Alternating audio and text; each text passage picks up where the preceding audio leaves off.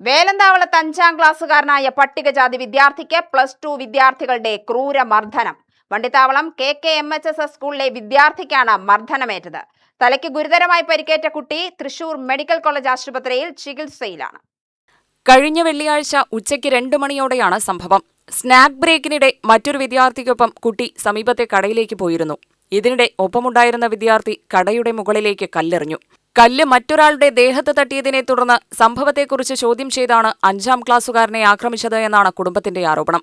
3 +2 വിദ്യാർത്ഥികൾ ചേർന്നാണ് കുട്ടിയെ മർദ്ദിച്ചത് എന്നാണ് പരാതി. കുട്ടിയെ അതിക്രൂരമായി മർദ്ദിച്ചെന്നാണ് കുടുംബം പറയുന്നത്. പരിക്കേറ്റ കുട്ടിയെ ആദ്യം സമീപത്തെ ആശുപത്രിയിൽ പ്രവേശിപ്പിച്ചെങ്കിലും പിന്നീട് ഗുരുതരമായ പരിക്കിനെ തുടർന്ന് തൃശൂർ മെഡിക്കൽ കോളേജ് ആശുപത്രിയിലേക്ക് മാറ്റുകയായിരുന്നു. സംഭവത്തിൽ പരാതി നൽകിയിട്ടും പോലീസ് കേസെടുത്തിട്ടില്ലെന്നാണ് കുടുംബത്തിന്റെ ആരോപണം. കേസ് രജിസ്റ്റർ ചെയ്യുന്നതിന് പകരം പ്രശ്നം ഒത്തുതീർപ്പാക്കാനുള്ള ശ്രമമാണ് പോലീസിന്റെ ഭാഗത്തു നിന്നുണ്ടായത് എന്നും കുടുംബം ആരോപിക്കുന്നു. സ്കൂൾ അധികൃതരും സംഭവം ഒത്തുതീർപ്പാക്കാൻ ശ്രമിക്കുകയാണെന്നാണ് കുടുംബത്തിന്റെ ആരോപണം.